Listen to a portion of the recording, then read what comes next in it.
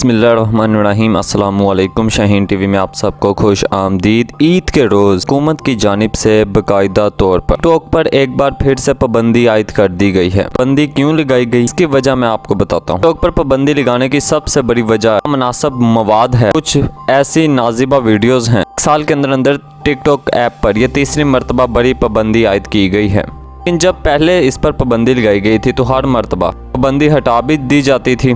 बहुत सारे लोग इसके मुखालिफ भी राय देते थे। अब पाकिस्तानी टेलीकॉम अथॉरिटी की जानिब से बाकायदा तौर पर इस हवाले से एक बयान जारी किया गया है। बयान के मुताबिक पाकिस्तानी हकाम ने टिकटॉक की इंतजामिया से ये दरख्वास्त की थी अपनी ऐप से नामनासिब मवाद हटा लें।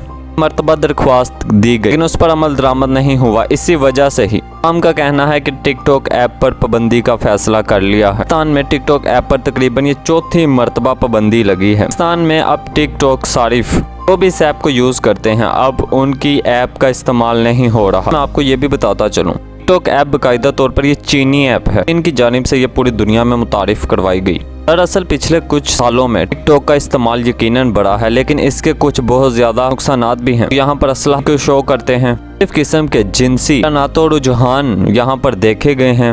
वजह से पाकिस्तानी हुकूमत ने इस पर बहुत ज़्यादा तहफ़्फ़ुज़ात का इजहार किया था और कहा था कि बेहयाई को प्रमोट नहीं होने देंगे। टिकटॉक ऐप की इंतज़ामिया ने अब जो मौक़िफ़ इख्तियार किया, उन्होंने कहा है कि जून के महीने में पाकिस्तानी हकाम और सारिफिन की जानिब से हमें कुछ शिकायत मसूल हुई थी।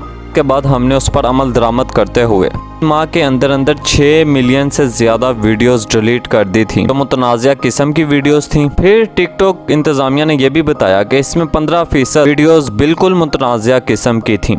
याद होगा 2012 में भी पाकिस्तान में यूट्यूब पर भी पाबंदी रही है। लेकिन टिकटॉक ऐप आपको सब खूबी मालूम है, इसका इस्तेमाल भी करते होंगे। लेकिन पिछले कुछ महीनों में, कुछ सालों में इसका इस्तेमाल जहां ज़्यादा बढ़ा है वहीं पर गैर अखलाकी वीडियोस, फिर उसके अलावा लोग जल्द से जल्द यहाँ पर फेमस होना चाहते हैं, टिकटॉक स्टार बनना चाहते हैं, जिसकी आड़ में वो एक दूसरे की ज़ाती हक तलफी रेटिंग के चक्रों में लोग किसी भी हद तक जा सकते हैं। यहाँ पर उन लोगों को प्रमोट किया जाता है जो ग्लैमरस रखते हों। टिकटॉक में ये सब आपको मालूम है। सर्वे के मुताबिक तकरीबन 80% लोग दिखावा करते हैं टिकटॉक पे। को बड़ी बड़ी गाड़ियाँ, बंगले, महल, ये बॉडीगार्ड्स और बड़ी बड़ी शख्सियात के साथ तस्वीर उतार कर अपने ताल्लुकात को जाहिर करते हैं। इसी वजह से ही कहा जा रहा है कि यहाँ पर फहाशी को फैलाने में भी टिकटॉक ऐप ने बहुत ज़्यादा अपना किरदार अदा किया है। अब इन्हीं सारी वजूहात की बिना पर PTI ने बाकायदा तौर पर बयान जारी किया है। उन्होंने कहा है कि यहाँ पर नामनासिब मवाद मौजूद था, लिहाजा हुकूमत की जानिब से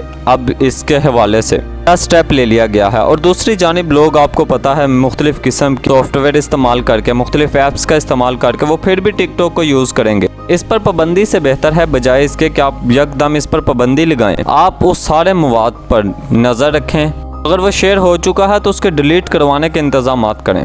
आपके पास खुद अपनी कोई ऐसे सॉफ्टवेयर मौजूद होने चाहिए जो चेकिंग करें बाकायदा तौर पर कहाँ गलत मवाद शेयर हो रहा है, इससे तमाम अकाउंट्स को बंद कर दिया जाए। यही इसका वाहिद और आसान हल है। ताहम नाज़रीन मोहतरम, ये सारी तफसीलात थी जो हमने आपके साथ शेयर की हैं। अगर आपको हमारी ये वीडियो पसंद आई हो तो इसे लाइक कीजिएगा और शाहीन टीवी को ज़रूर सब्सक्राइब कीजिएगा ताकि यहाँ वाली हमारी तमाम नई वीडियोस भी आपको मिलती रहें।